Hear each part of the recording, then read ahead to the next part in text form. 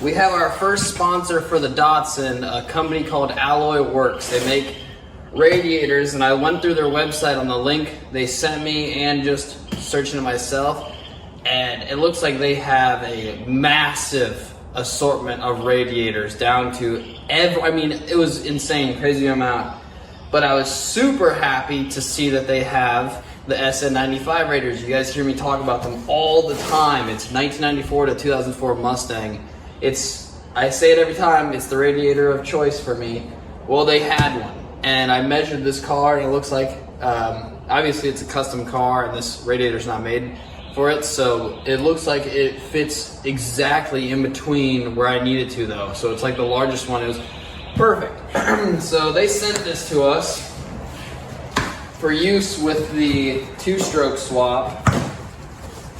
So we're gonna open this baby up.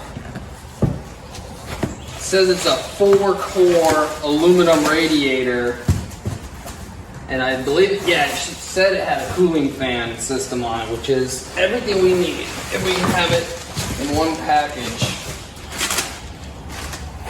So let's see. I always need like 3 arms. They sent this, some stuff. Alright, looks awesome. Yeah, it's super thick. So,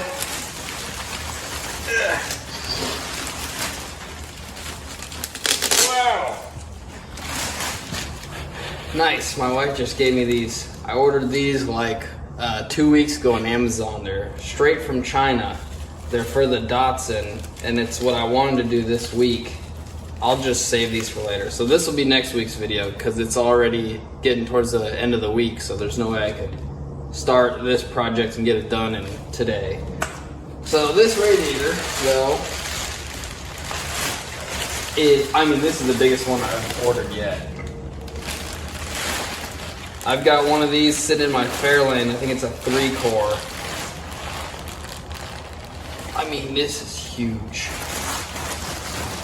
So the one thing that I actually like that some hot rodders might not like is there's no radiator cap on this. And I know that for like engine swaps, that kind of what is the word?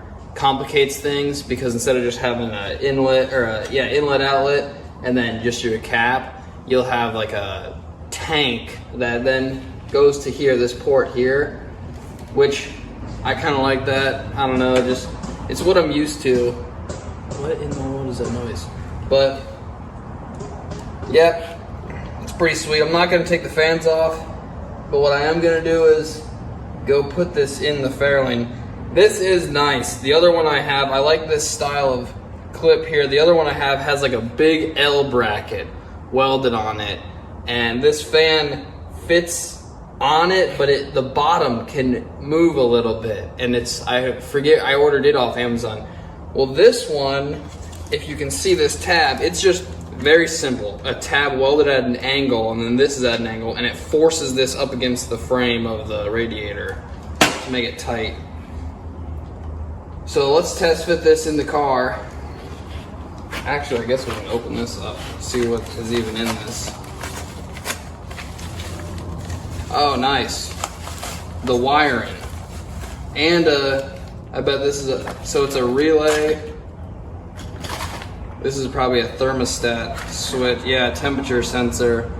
So it comes with a temperature switch. So this is probably rated at, I don't know, just guessing, probably like 160, 185 range. So when your car reaches a temperature, this will plug into your coolant. When your coolant reaches a certain temperature, it's gonna send a signal to this, I believe, like ground or something. I don't know. And then it'll turn on automatically though.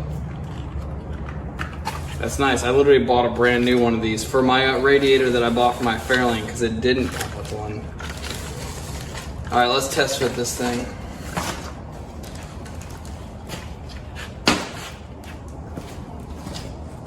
So when I ordered this radiator and measured, so we're gonna have to cut this off.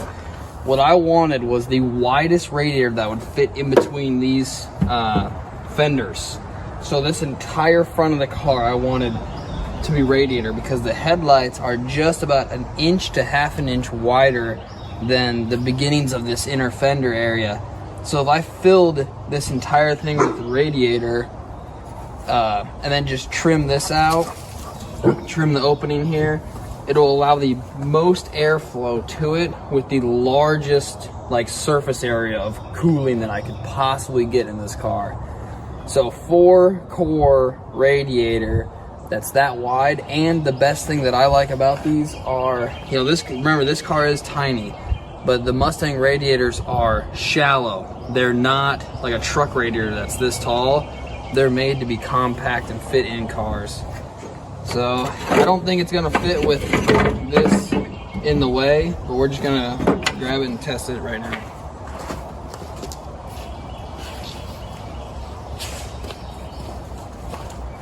What are you barking at, dog?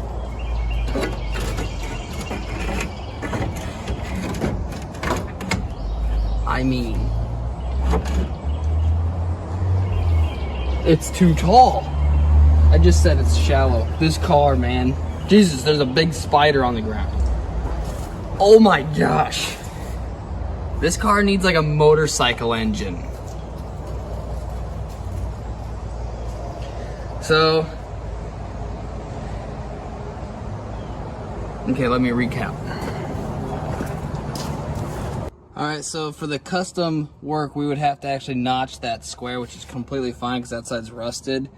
The only problem we could run into is this tube being too low, but here's something I gotta bring up, which I already did before, is that I think we're switching cars. So I talked to my wife last night about this Datsun, and I was telling her, I said, just explaining how the car is really small. Even though the engine is really small, that engine is like the size of a 289 block. Like if you take the heads off of a small block Ford, a 302, 289, if you've ever seen them, they're in old Mustangs and stuff like that, and Crown Vics. This engine is the size of the block. It's that small. But the problem is this car is so tiny. So I talked to her, and I know where a couple rat rods are. They're in rough shape, but they're rat rods. Well, it's a deal where it's not just one. I was talking to the guy, and he goes, you got to buy all three. They're a package. Well, it just so happens that this is a project, and my brother's Crown Victoria burned to the ground.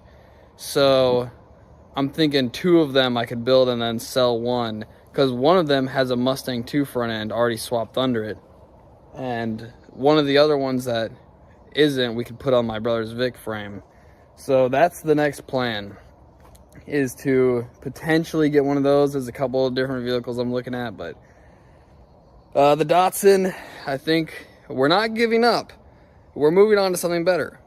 Plus this car, it does, I was looking it up. I'm not too familiar with Datsun stuff, but I got on a forum, and it looked to me, just looks to me like the wagon was only made 3 years. For three years. And this car's birthday, this was made August of 1970. So if you were born in August of 1970, comment down below. If I ever give this car away, maybe I'll make it so parameter of the giveaway to enter is you have to be born August 1970. So you share the exact birthday with the car. But okay, let's move back to the radiator. All right, Chuck, this one's for you. And now you gotta take a drink. But all right, guys, so that radiator isn't fitting in that car, so for safe storage we're gonna put it in this car since it's already set up for it. So we're gonna film the installation going into this F100. Honestly, I haven't looked at the title or the VIN in so long, so I can't even remember if it's a 76 or 75. But we're gonna install that radiator in this F100 real quick.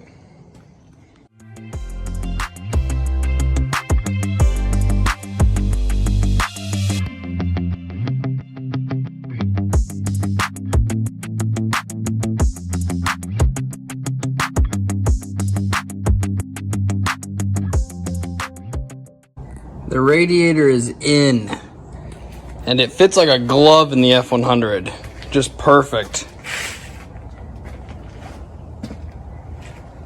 So, yeah, I made these brackets here and down here a long time ago to adapt a SN95 radiator into this truck. So it fits perfect. This week for the Datsun wasn't too eventful. Once you start getting into cars like this and parts start getting delayed, especially when they're ordered from so far away, a lot of the stuff has taken 2 weeks now to arrive. But you saw in this video, we just got some bearings that I had to order that can spin up to 16,000 RPMs is their limit. So we got the bearings and we're going to start the cooling, welding the pipes and drilling out those coolant passages on the plate that we made for next week's video. So next week we're diving back into the engine, and you'll probably see us talk a little more about the car, and hopefully we have a decision made. But thanks for watching, everyone. Stay tuned.